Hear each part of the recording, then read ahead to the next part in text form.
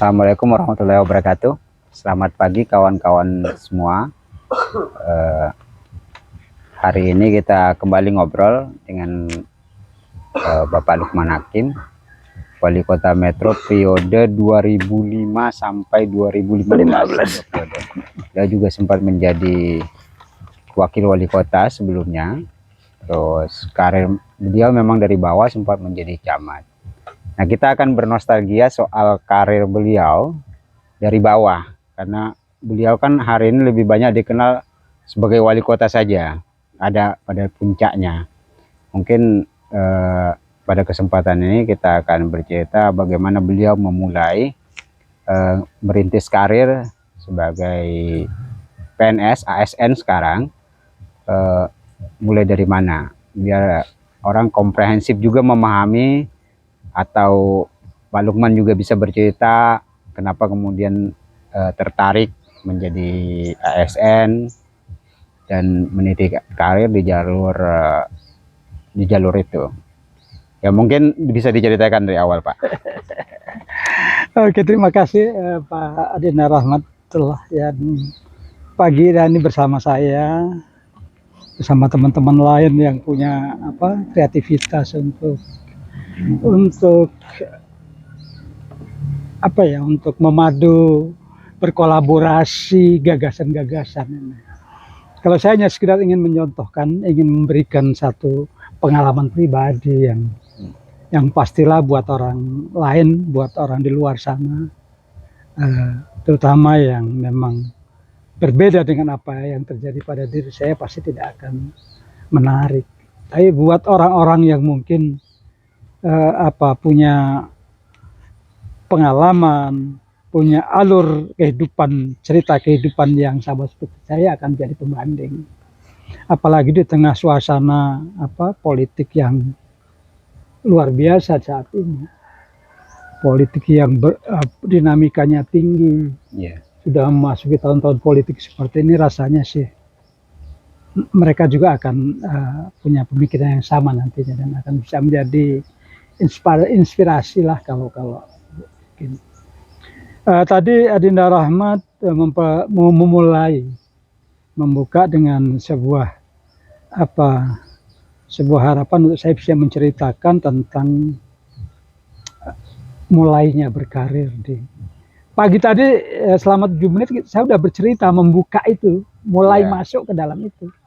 Karena tamat SMA, saya berusaha untuk menempuh pendidikan yang lebih tinggi, menjauh di sana, ternyata tidak berhasil.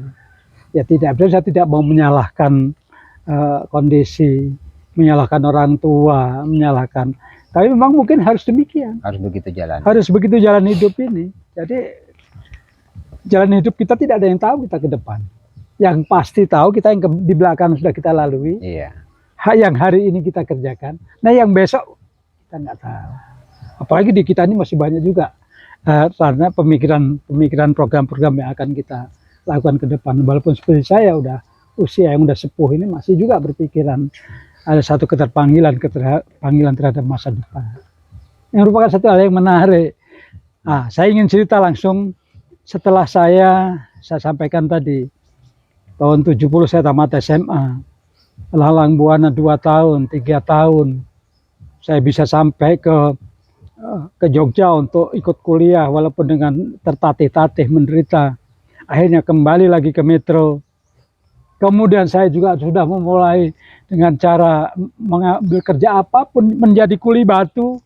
Itu waktu kuliah, Pak, ya? Sudah selesai SMA tadi. Selepas pulang dari Jogja drop out itu, saya kerja apa aja. Pernah menjadi kuli batu pada waktu itu di kota, malu di Metro. Pada saat pasti ada hotel waktu itu, walaupun losmen itu losmennya Pak Haji Wiryo Sutarjo, di sini ada Serayu. Di Hotel Mataram pada saat itu. Punya lurah kota Metro yang saya cerita, ada kakak kelas saya, Mas Rahmat itu yang barusan meninggal itu. Nah, itu punya beliau. Itu saya kerja di situ jadi kuli batu, membantu untuk itu tukangnya nyemen segala macam. Saya tukang aduk semen. Saya lalui itu.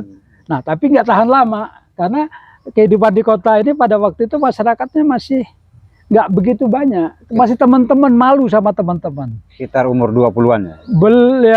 Ya karena udah 2 tahun Iya. saya umur 20 tahun. Kemudian saya 72 awal itu saya langsung lari ke hutan Rumbia. Rumbia itu masih pasar begitu aja, perjalanan ke metro masih ditempuh sekitar 3 jam. Jalan yang berlobang, bisa naik sepeda, paling sepeda motor belum banyak. Ada bus yang jalan satu hari sekali. Satu kali balik ke metro, sore balik lagi ke Rumbia, udah selesai. Busnya saya pun masih ingat bus 9. Nah pertama saya ke sana itu apa? Istilahnya nyakil, jadi cakil bus itu. Karena saya numpang di rumah saudara saya, ya saudara tua saya numpang di sana untuk cari makan. Saya itu nyakil bus itu. Nyakil itu apa? Nyakil itu bus itu ngetem di terminal di depan pasar itu, nunggu penumpang. Saya duduk di situ, metro gitu, naik di bus itu. Kemudian penumpang satu naik, saya catat, saya kasih karcis, tarik duitnya, kasih karcis sampai penuh. Ngetem dari jam 7, mungkin jam 10, jam 11 nanti baru berangkat ya. Penumpang bisa 20-30 orang. Nah kalau full itu penumpangnya enak. Karena kita dapat duitnya di kita, misalnya ongkosnya 100 misalnya. Kalau 30 kan jadi 3.000. Nah itu setor saya dikasih 5% upahnya. Itu saya lakukan hampir 1 tahun. Nah, seperti itu setiap hari saya situ untuk sekadar untuk makan. Sekedar untuk makan, bantu yang numpang segala macam. Setelah 1 tahun itu balik lagi ke metro? Enggak, saya enggak balik ke metro. Saya langsung, kebetulan di dalam pergaulan di Rumbia itu kenal sama bos yang mulai punya HPH Kehutanan Nebang Kayu. Nah, saya daftar kerja sama dia. Daftar kerja sama dia itu ya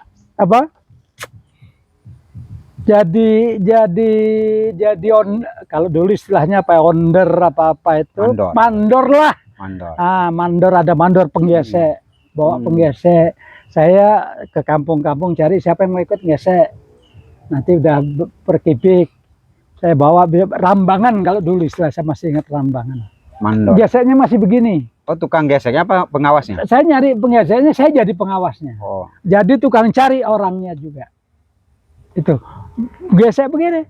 Nah kalau gesek udah masuk hutan kan jarang keluar dia. Saya tukang kulu kilirnya, nyari bawa beras, bawa ikan asin, bawa gula, kopi untuk makan yang di dalam itu. Karena kalau mereka gesek itu bisa 1 bulan baru pulang. Yang gesek itu ada yang di atas, ada di atas, di bawah belum ada mesin Shinsu yang belum ada. Ngalami kan? Aku tuh ngalami banget. Tidur itu pernah masuk hutan itu hanya di belahan-belahan kayu yang itu lumayan lama juga sih, Pak. Itu hampir 1,5 tahun lah. Setahun setengah dalam proses perjalanan itu 1,5 tahun itu masih lagi saya sampai masih di Rumbia. Masih di Rumbia, terus ganti bos karena di bos yang ini agak macet.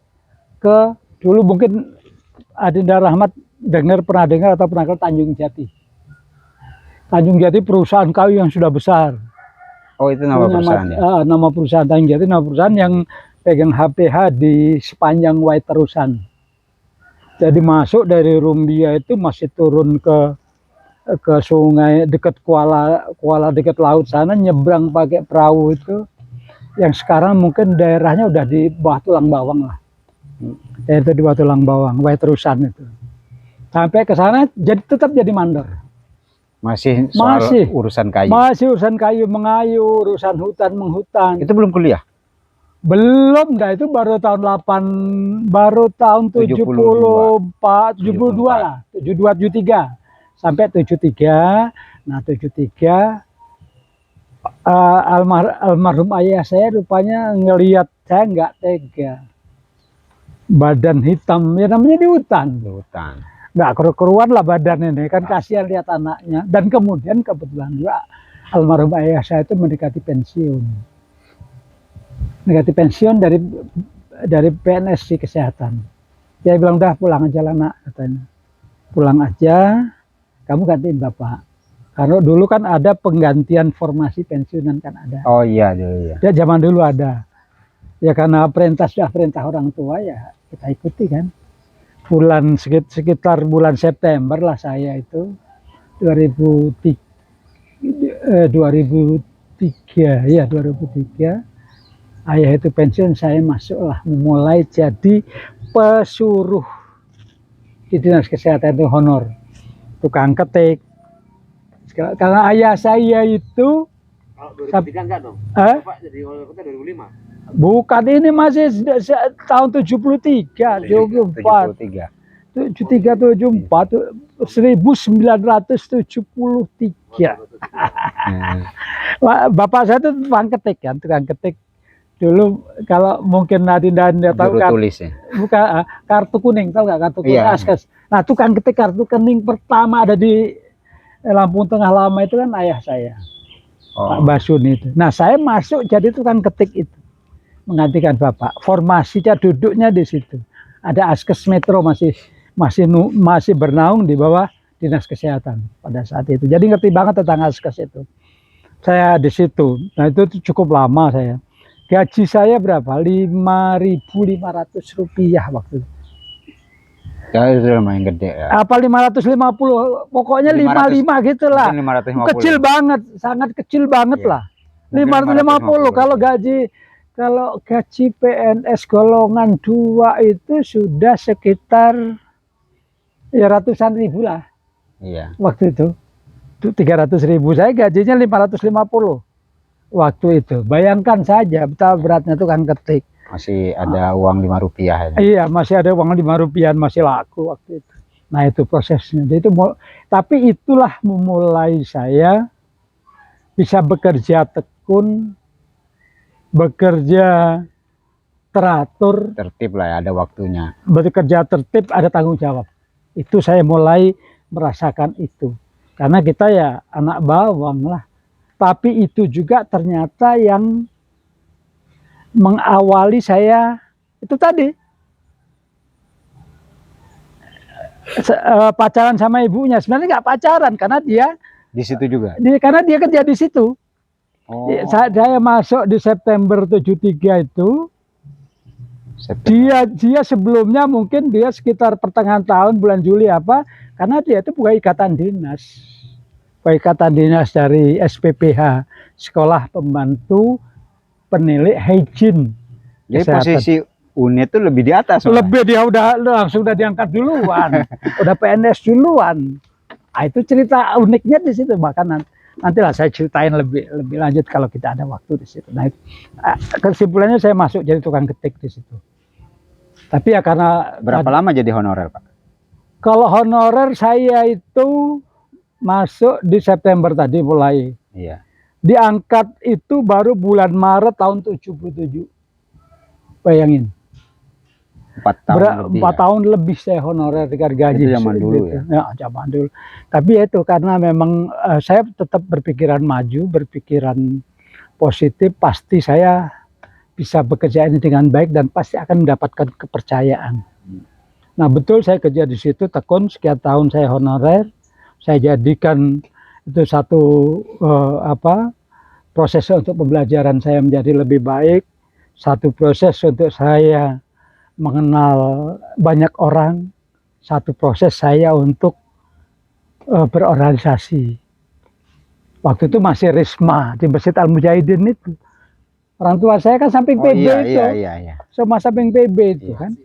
Masih bina Risma di situ segala macam yang saya cerita udah mulai dari SMA kenal dengan Risma, dengan nanti kemarin kan udah ada cerita tentang itu. Nah itu alhamdulillah.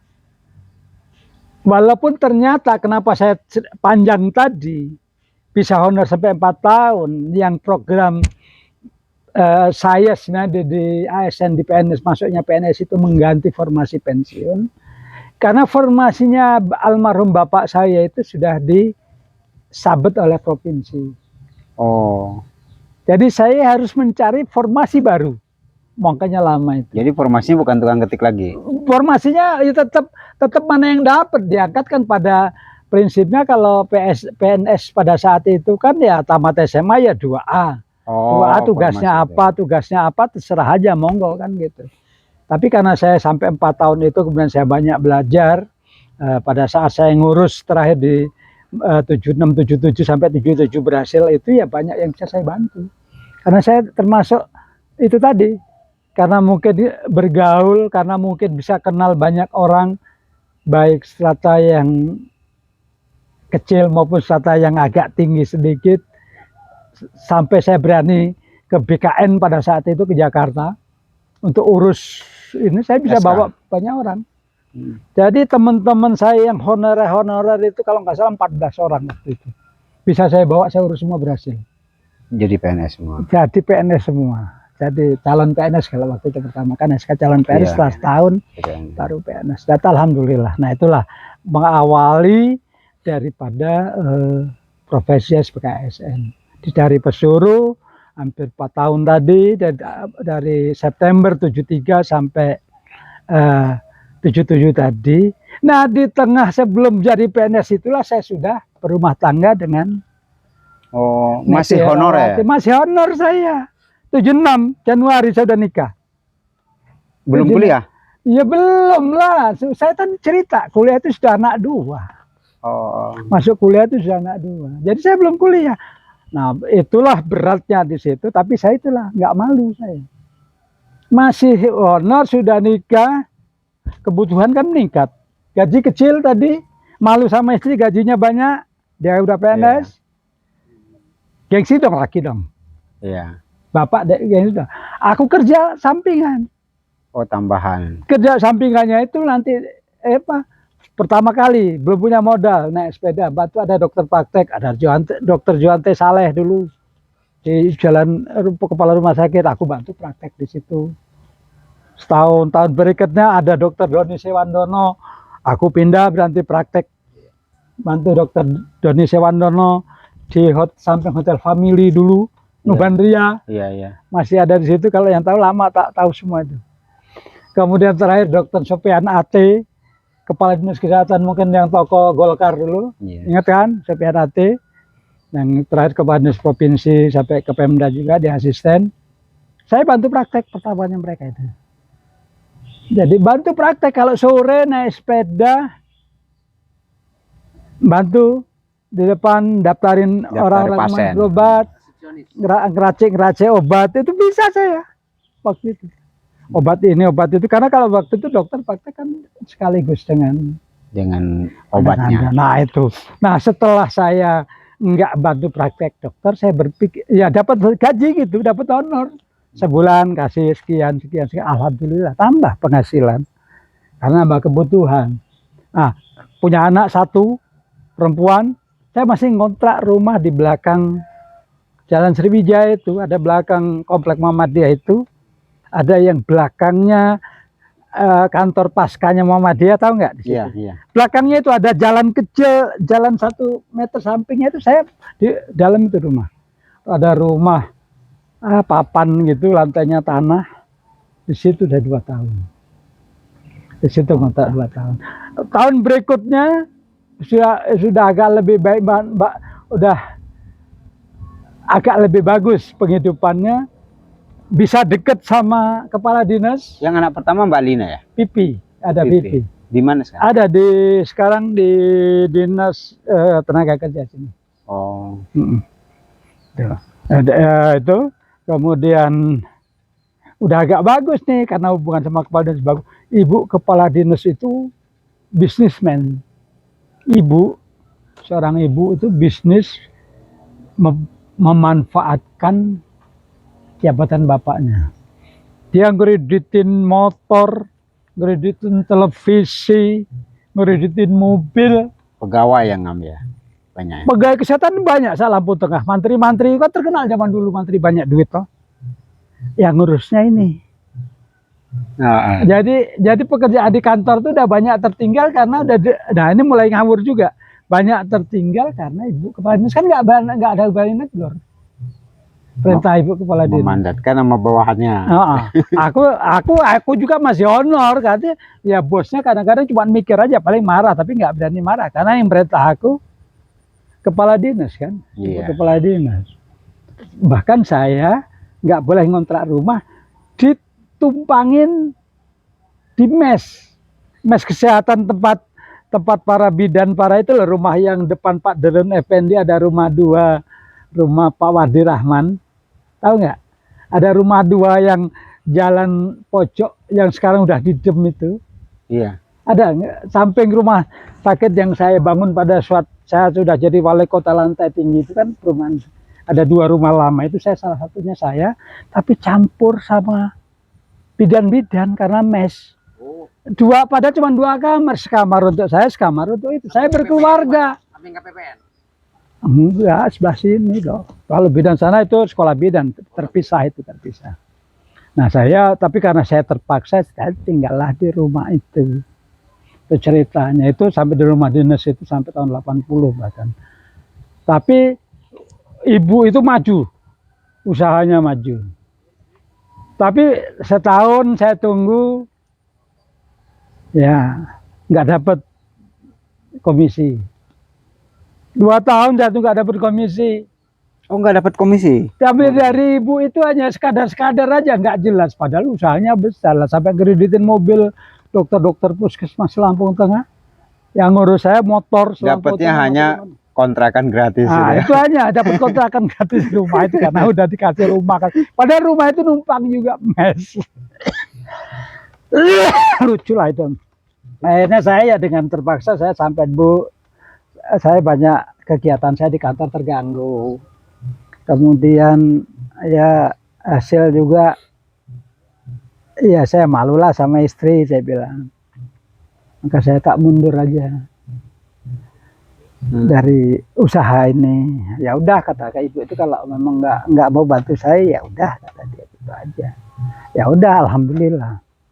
Tapi ternyata disitulah saya mulai ngerti tentang bisnis, mulai mendapatkan kepercayaan dari Suzuki, dari Honda, dari Vespa. Oh, dapat ilmunya di situ. Dapat ilmunya, dapat kepercayaan. Iya. Karena pada saat saya bantu ibu itu, penjualan yang banyak. Marketingnya saya, ya dia cuman goodwill-nya aja, yang powernya, iya. Saya yang ke bawah, ke mantri, ke dokter kredit itu saya, gitu. Jadi kan mereka setor juga saya, gitu loh. Belum ada main rekening manfaat. Udah ibu itu udah stornya ke ibu.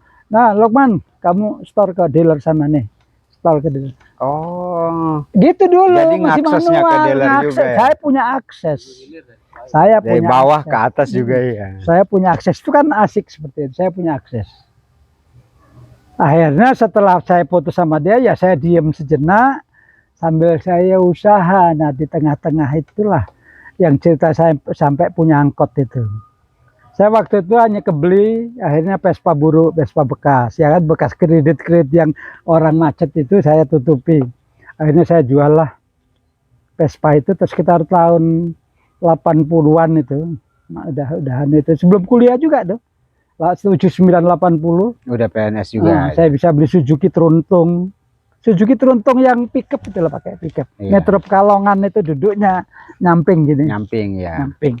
Mana itu, tapi ya, tapi kursi panjang ya. Sangat berarti buat saya itu, sangat berarti buat saya, karena itulah saya mulai usaha. Rumah belum punya, masih numpang di mes tadi. Rumah belum punya, baru ya pokoknya berusaha bagaimana caranya. Nah, alhamdulillah rezeki itu dapat. Menjelang tahun 80-an, sekitar bulan Desember, saya bisa beli rumah. Itu rumah itu juga lucu. Rumah itu saya dapatkan pertama kali juga, itu rezeki juga namanya. Saya rumah yang ditempati sekarang. Kredit tanah. Mungkin Pak Adeda Dharma tahu Pak Daldi ya, Menteri Pojok Sini. Itu bisa saksi, itu saksi hidup, itu bisa tanya. Dia punya tanah di depan Rumah Sakit Islam. Yang sekarang ramai itu sekitar 400 meter lah. Dia masih Mantri Kalirejo waktu itu.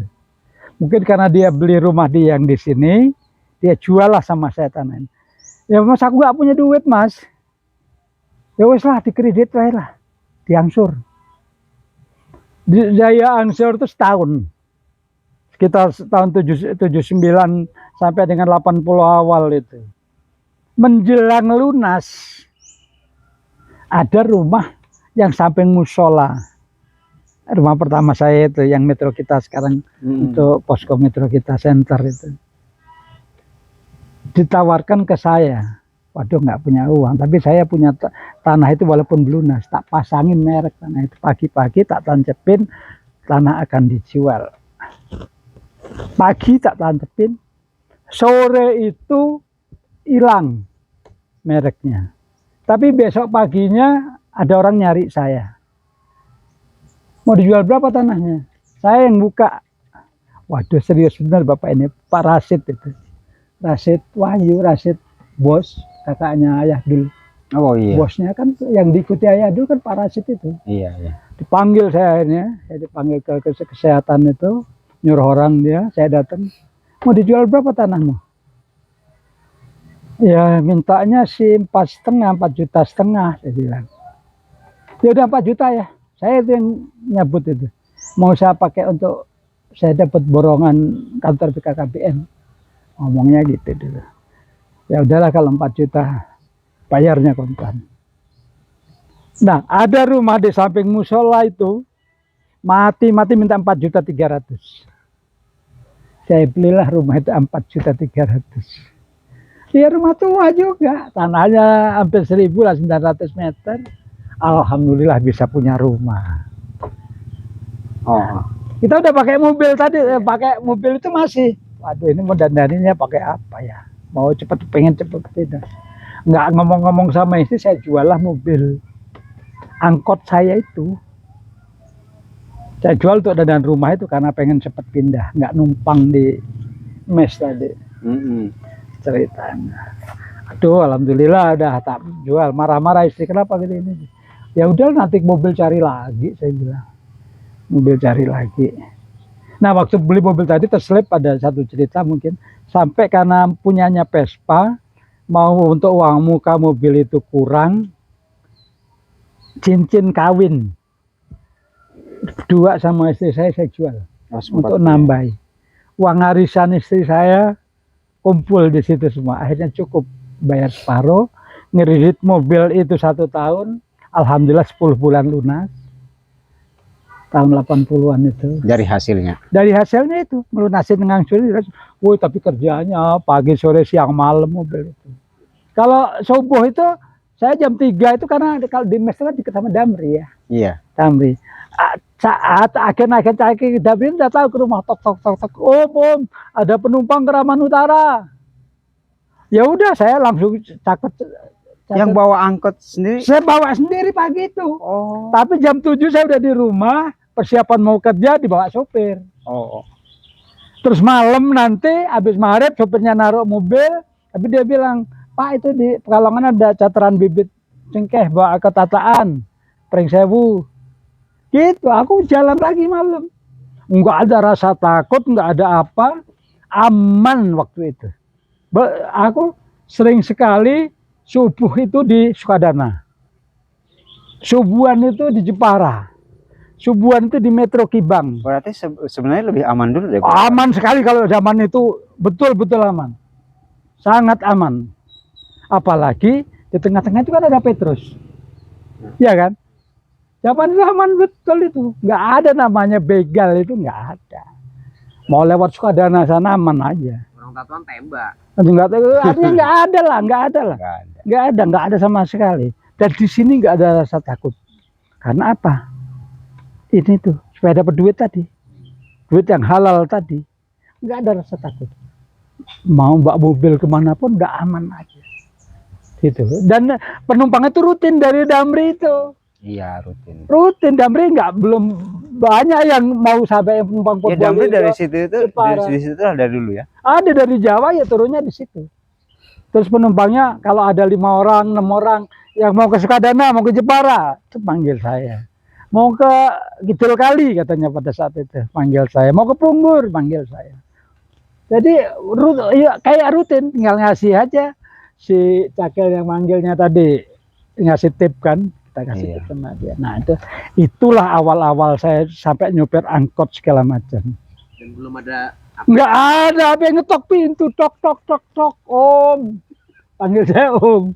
Om ada penumpang Om. Hidupin mobil, ya lauk wudhu, pakaian seadanya, pakai training, pakai apa berangkat.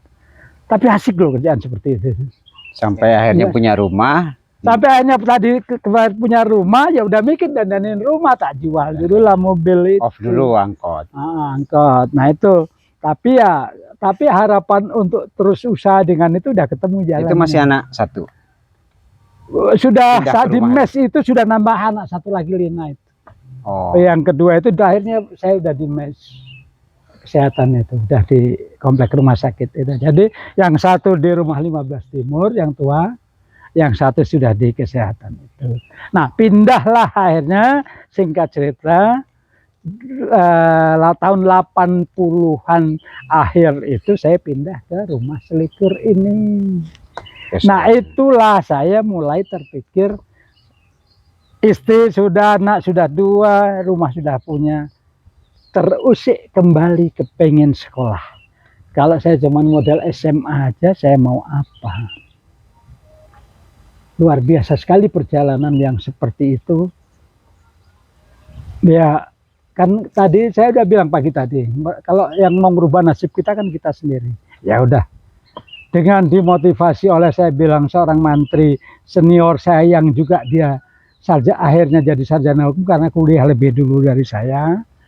Dia yang daftarkan saya ke Unila itu, waktu itu masih yang terimanya Pak Hasan Bengu. Tahu nggak ya Pak Hasan Bengu? Bapaknya itu yang punya Pertamina 24. Bapaknya Roli Polan sama Hasan Bengu.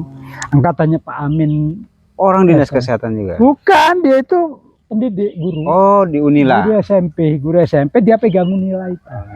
Unila dulu yang di sekarang Kecamatan Metro Timur itu ya? Iya, di pas kantor kecamatan itu Unila dulu, Plus Metro itu ceritanya.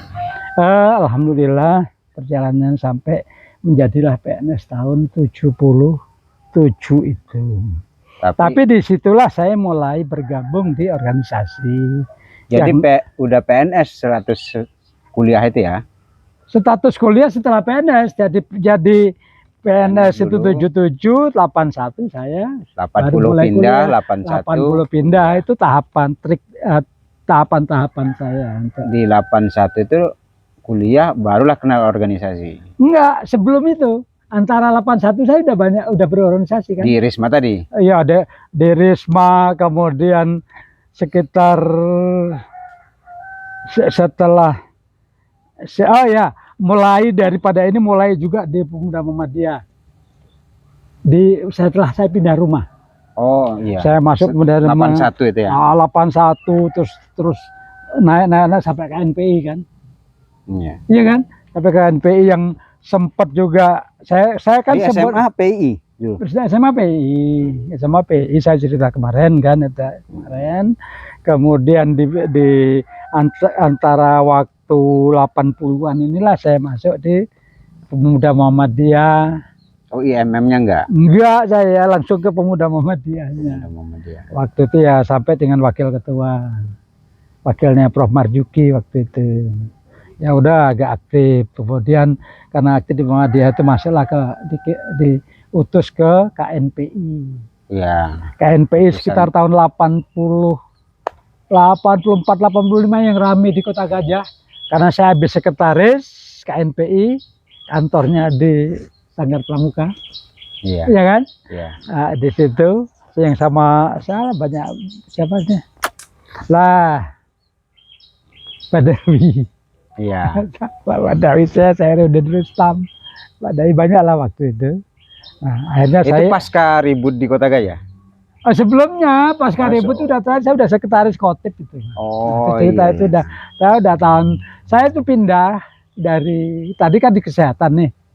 Kesehatan saya di dinas itu dari honor tahun 77 saya diangkat sampai dengan tahun 82-83 saya jabatan saya waktu itu kepala personalia Kandepkes Metro pernah. Terus kemudian di dinas nyambi nih, di dinas itu bendaharawan gaji Lampung Tengah Sampai 83 itu masih dinas kesehatan? masih sampai 86 malah. Terus ya itu 83 itu saya ditarik ke sekretaris tata usaha, kepala tata usaha SPK Metro yang tadi belakang. Karena direkturnya Ibu Dr. Jayanoni, yang ini adalah istri dari kepala dinas kesehatan Sopian Ate itu. Saya tarik ke sana 83 sampai 86. 86 itu saya wisuda S1 Fakultas Hukum. 86. 86. 5 tahun juga kuliah berarti ya? 5 tahun juga, karena di sini sampai SMK kan 3 tahun lebih. 2 tahun kalau ke sana sih tepat malah. Ya, karena di sini sampai SMK, di sini tadi dari tahun 81 sampai 83. 83 langsung ke Bandar Lampung. 86 wisuda saya. Awal wisuda tahun yang pertama pada tahun 86 itu. Nah, saya udah kalau eselon istilahnya sekarang struktural saya udah masuk, udah KTU. 86 berarti keluar dari dinas kesehatan. 86 ada cerita juga tuh. Dokter Sopian ini kan termasuk baik sama saya. Karena ibunya juga baik, karena saya udah ngabdi sama dia jadi KTU-nya, kepala tata usahanya, kan cukup berat itu. Akses beliau. Mereka mempertahankan saya di kesehatan. Mau mendudukkan saya sebagai KTU dinas gitu. Eselonnya kan kalau sekarang ya eselon 3. Eselon 3. Tapi karena basic saya Fakultas Hukum mental. Kalau yang jadi di situ harus SKM. Dulu masih ada gitu-gitu itu. Oh iya. Udah diusulkan saya mental, saya minta pindah. Walaupun dengan rasa berat, kalau ngomong aja pasti nggak setuju, saya todong dia langsung tanda tangan untuk masa depan saya, Pak. Karena baik, saking baiknya gitu, saya mohon untuk diizinkan untuk ke Pemda. Kalau saya di kesehatan aja saya kan nggak bisa maju. Jadi 86 pindah ke 86 di bulan Juni kalau nggak salah, saya pindah ke Pemda. Ya melalui satu proses yang cukup panjang juga, karena memang di Pemda sendiri udah banyak saya kenal, karena saya sering sekali terlibat di dalam kepanitiaan bersama dengan Pemda. Dulu ada penataran P4 dulu ya. Iya. Ingat apa istilahnya pola berapa itu 120 jam gitu kan dulu. Aku selalu ikut kepanitiaan itu karena ya termasuk itu tadi. Karena kepengen maju itu, jadi semua yang ditugas kepada saya, alhamdulillah saya tanggung jawab, saya selesaikan. Di kesehatan itu jadi orang muda yang katakanlah nggak punya apa-apa, ya kalau ada kegiatan apapun kita dilibatkan lebih dulu gitu. Jadi karena aktif dan bisa menyelesaikan masalah, alhamdulillah itu tadi. 86 berarti sekitar 30-an ya. Umur ya tinggal kurangi aja. 52, 86 kan ada 34. Iya. Iya kan? Pas usia sekarang saya ini. Hah? Iya. Sekarang 34. Iya. Pas ya. Masih ganteng-gantengnya, Pak. Masih ganteng-gantengnya. Walaupun saya waktu itu kurus banget, kalau lihat fotonya waktu itu rambutnya gondrong. Di bagian apa di Pemda akhirnya? Saya pertama kali itu ya, itu ada cita juga pindah ke Pemda itu. Kalau dikirim surat biasa, permohonan pindah, balik artinya kita nggak disetujui. Karena mungkin tahu lah nanti ya kompetisi juga udah ada lah kecil-kecilan waktu itu. Iya kan? Kita orang aktif, apalagi dibilangin orang Jawa lagi katanya. Iya kan udah ada gitu-gitu, masih banyak dulu kan yang gitu-gitu. Balik lagi nggak setujui, belum diperlukan. Disposinya seperti itu, nggak pernah lewat dari asisten itu. Dilalah. Saya kenal dekat dengan kepala Bapeda yang namanya Arni Tamrin. Kenal dekat dengan beliau. Akhirnya melalui beliau langsung ke Pak Bupati, Pak Suwardi Lamri. Pak Arni Tamrin kan akhirnya jadi bupati terakhir juga ya? Enggak sempet ya, enggak sempet. Sekda. Sekda. Terakhir. Melalui beliau langsung ke Bupati, Pak Suwardi Lamri, masih pegang tuh sampai sekarang ACC-nya. ACC arahkan Bapeda. Oh.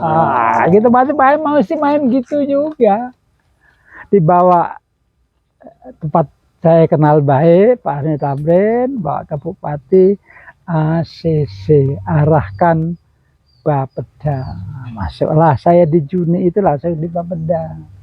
Bapeda itu masih numpang kantornya dulu di itulah samping depan Pol PP sekarang, yang waktu itu untuk showroom mobil itu. Showroom mobil bekas itu. Sampai rumah Pak Amin HS yang jadi kafe. Sebelah kiri itu. Sebelah sini agraria kan. Iya. Masih numpang, saya masuk jadi staf awal level lah, jadi staf, datang nggak punya tugas, kantor. Nggak lama Bapeda pindah lah ke komplek Pendati yang di lantai 2 di belakang itu.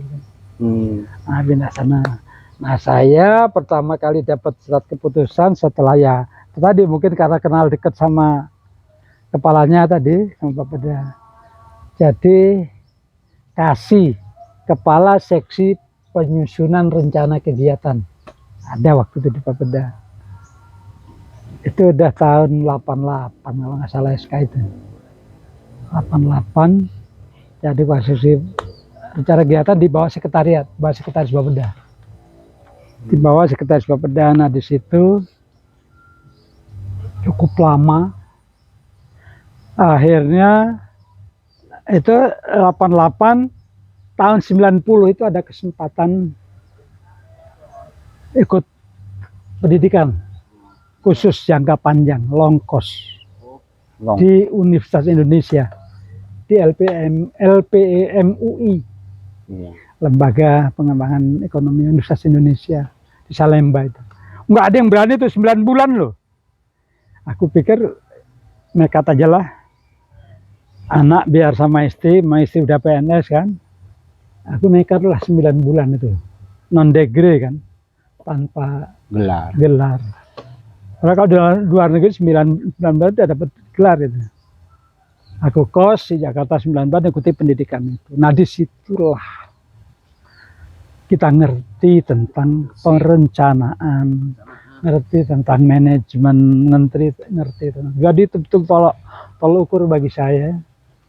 Bisa berkembang, bisa punya wawasan, bisa paham tentang ilmu perencanaan tentang pemerintahan. Orang kan nggak berani itu. Dan ternyata akhirnya program itu program terakhir, angkatan terakhir yang orang mau. Setelah saya itu dipecah program itu jadi 6 bulan dan 3 bulan di UI itu. Masih ada Sri Mulyani baru pulang dari Amerika, Daro Jatun Kuncoro Jakti, Emil Salim, siapa ahli ekonomi yang nyelekit juga tuh kalau ngomong, yang pendek, Basir saya. Wah, anu banget si Faisal Basri. Faisal Basri itu orang-orang masih, itu dosen-dosen saya masih muda-muda, masih hebat-hebat lah, banyak itu. Termasuk bisa seusia lah apa? Bisa iya, hampir. Mereka masih muda-muda, ngajar situ ya kritis orang. Nah, itulah saya kenal banyak orang tahu ilmu, walau nggak bisa tahu ilmu banyak orang yang bisa jadi bekal saya untuk. Nah, pulang dari situ. Itu tahun berapa ya? Tahun 90. Saya tahun 80. Tahun 90. Ya tadi 8. Iya, 90, tahun 90 saya di sana 9 bulan di Jakarta. Nah, di tengah-tengah itulah ayah saya menderita sakit sampai meninggalnya. Lagi posisi Jakarta. Dan tapi saya rawat, kebetulan dibawa ke Jakarta, dan saya rawat di Jakarta 2 minggu, 3 minggu. 3 minggu saya bawa pulang, meninggal. 2 bulan kemudian saya belum selesai. Dari awal saya pendidikan, menjelang akhir ayah saya meninggal. Ya bisa pulang lah. Nggak balik? balik Balik lagi. balik walaupun sudah dimandikan, sudah bersih, saya baru pulang. Untuk makamin saya masih bisa hadir. Itulah di tengah-tengah itu ayah saya meninggal. Tahun 90 itu bulan April ayah saya meninggal. Sekitar 2 bulan kemudian baru saya selesai pendidikan itu. Nah, pulang itu ya udah punya SIM nih, udah punya sertifikat. Udah punya sertifikat ini. Alhamdulillah. Dan dari situlah saya nggak lama pulang itu saya diangkat jadi kepala bidang sosial budaya. Masih di Bapeda. Bapeda. Pak ketuanya tadi udah jadi sekda. Oh. Itu loh. Adi Tamrin tadi udah jadi sekda Lampung Tengah. Itu ceritanya, alhamdulillah kan. Jadi semua memang ya hanya karena Allah saja. Jadi karena kemauan kita. Jadi kabit berapa lama tuh? Jadi kabit saya ada cerita lagi jadi kabit ini. Jadi kabit nggak sampai 2 tahun saya berangkatlah ikut pendidikan latihan kalau sekarang nih apa Diklat PIM 3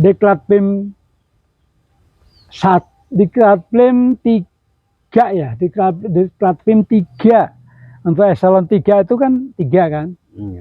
Ke Jogja, Sepala kalau dulu namanya. Oh. Dulu masih Sepala, Sepama, Sepadia. Belum Diklat PIM sebutannya. Nah, Sepala di Jogja itu sekolah masih apa dia? Sekolah aku lupa lah, pokoknya Sepala. Sekolahnya itu lanjutan lah. Lanjutan. Pokoknya Sepala itu lupa udah istilahnya. Sekolah pimpinan lanjutan sekolah pimpinan lanjut apa-apa. Sepala itu di Jogja itu masih 3,5 bulan. Nah, menjelang pertengahan bulan itu saya dipanggil pulang untuk dilantik jadi kabak humas. Keluar dari Bapeda.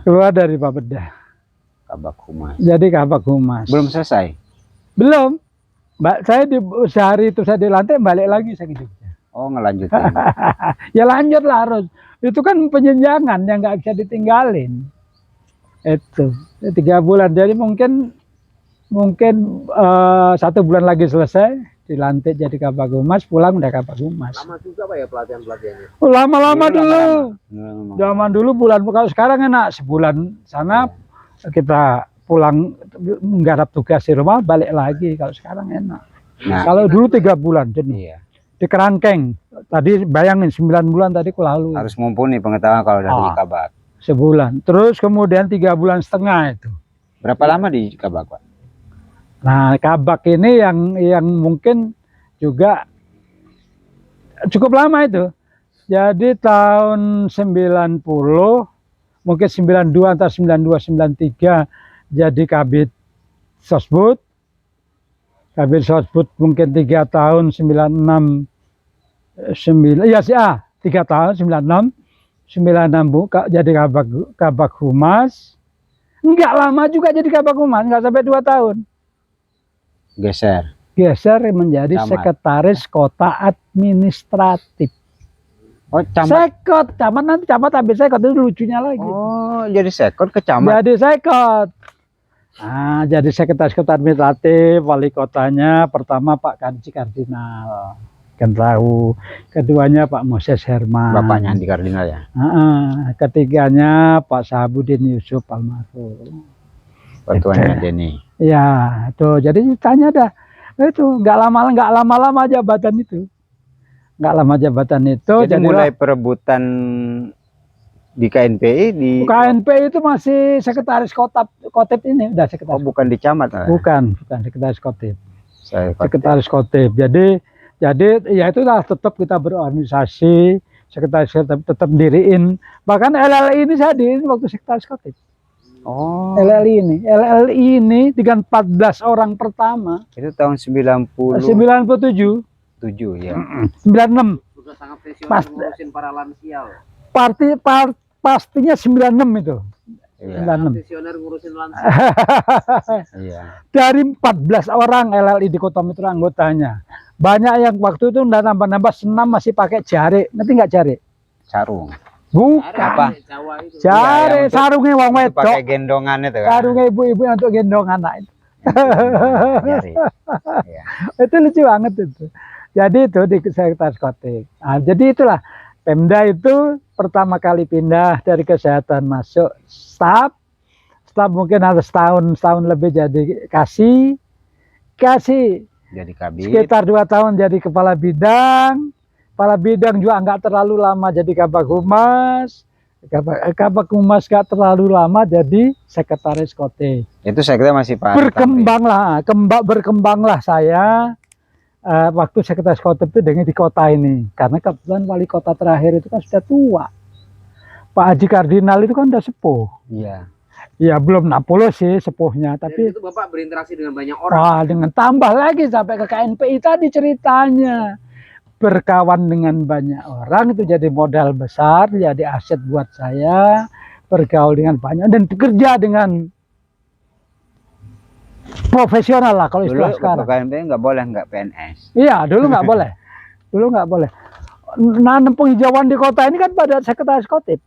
Trotoar hampir itu adanya kan Sekretaris Kotim. Itu aja, jadi betul-betul paham tentang kota ini, ngurusi pasar kaki lima segala macam.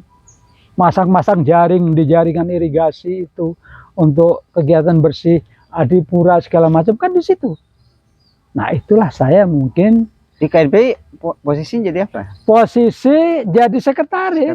Sekretaris pada saat periode pergantian itulah saya banyak yang mencalonkan sebagai ketua. Salah satunya yang ngotot di pihak saya itu Wakil Bupati Lampung Timur itu, Aswar Hadi.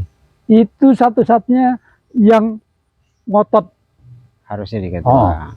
Berhadapan dengan, mohon maaf, pemuda Pancasila dan lain sebagainya pada saat itu. Tapi intervensi juga kuat. Wah, intervensi dari bupati. Terakhir itu kalau saya mau tetap bertahan, saya nggak lapor Pak Wardi.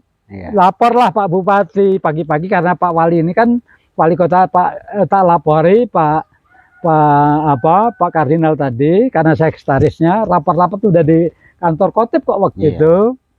Saya lapori kejadiannya gini Pak, saya mohon petunjuk. Ya udah, besok kita ke Pak Bupati, pagi-pagi ke Pak Suhadi Ramli. Udahlah Lukman, mundur aja.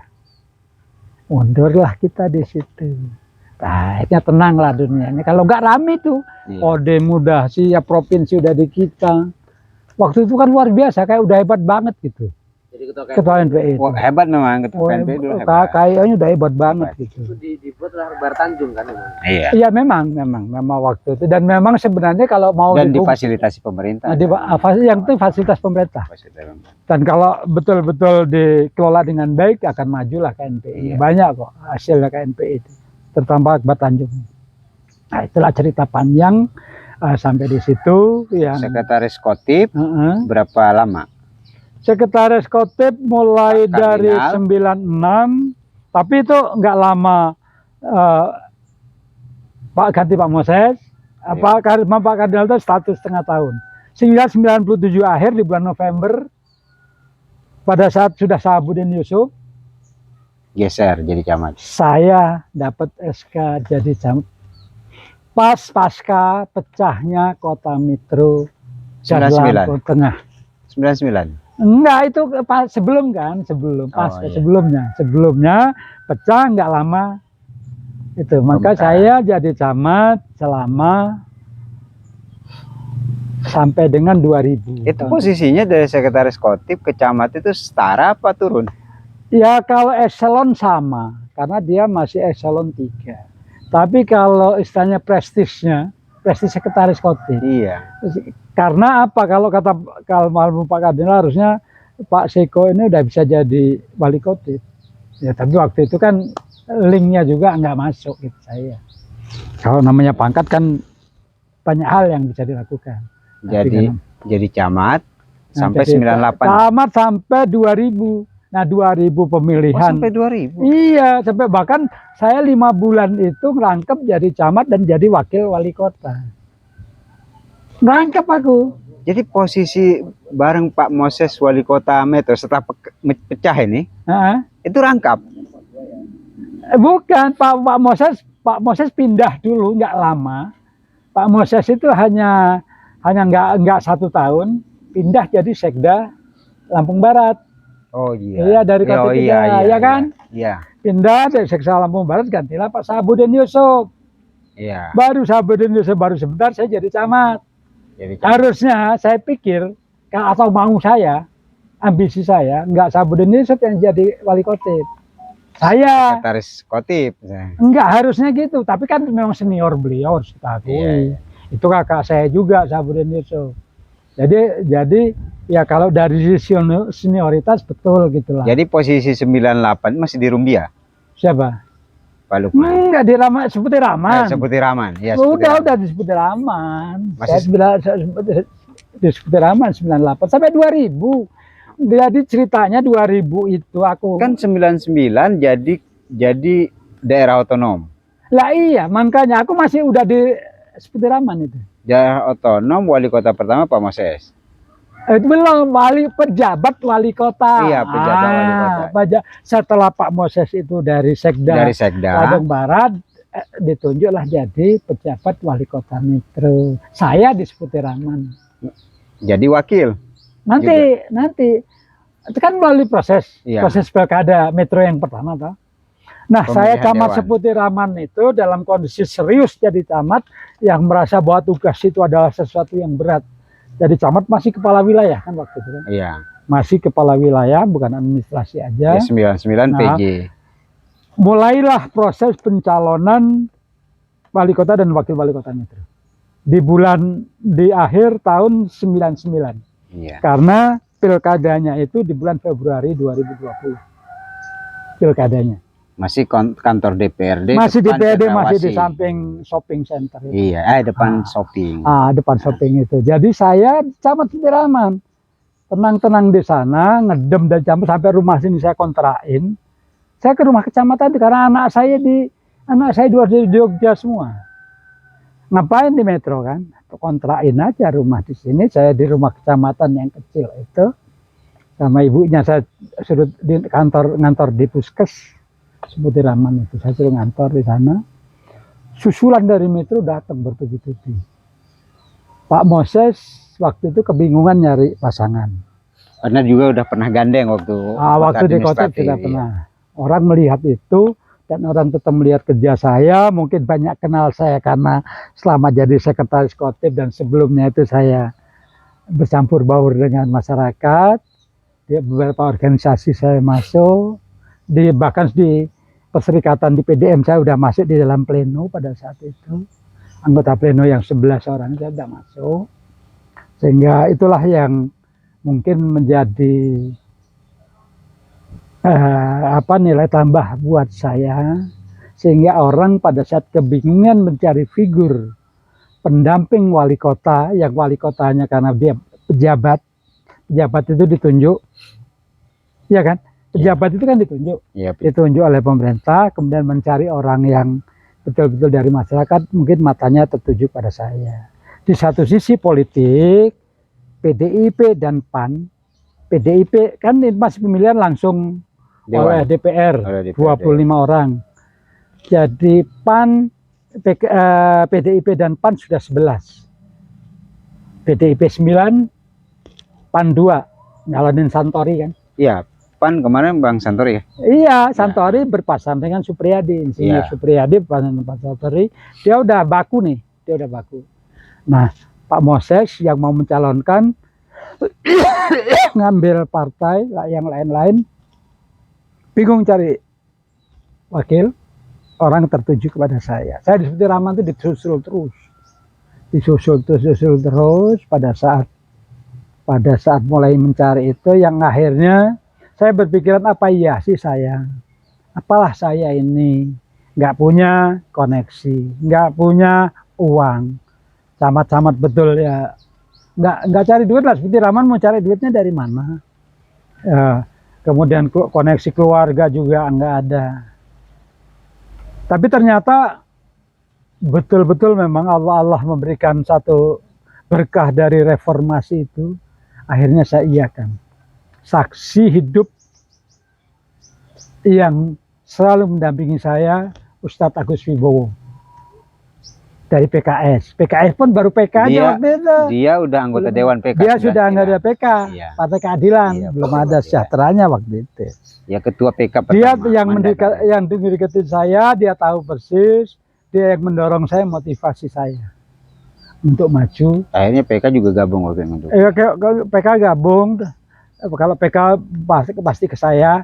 Nah itulah munculnya embrio, ada WU itu, berdirinya masjid itu juga. Saya dengan Agus Wibowo. Yeah. Dulu masih ada kecil aja wakafnya Pak Haji Sumarna dulu, di sebelah kiri itu. Jadi saya tahu di pojok masjidnya itu. Termasuk masjid ya. Saya tahu sejarahnya persis dan saya ikut di dalam menyelesaikan masalahnya sebelum jadi wakil wali kota. Dan akhirnya saya ya bisa berpasangan dengan Pak Moses Herman, beliau sebagai wali kota dan wakil wali. Wah, itu dinamikanya luar biasa. Yeah. Pak, saya disebut Raman, proses di sini. Betapa beratnya saya, jalan yang begitu jelek harus saya pacu. Kadang-kadang jam 3 malam saya baru pulang dari metro untuk konsolidasi sana, konsolidasi sini. Untuk saya silaturahmi sana, silaturahmi sini, politik, ya? Tanpa duit sama sekali. Apalagi saat-saat menjelang terakhir itu. Anggota dewan cuma 25. Kompetitor kita sudah 11 harga mati. Bayangkan, kita ini masih pecah. Pak Moses sendiri berat untuk berusaha ambil Golkar aja berat. Yang positif waktu itu? Ya Golkar, Golkar.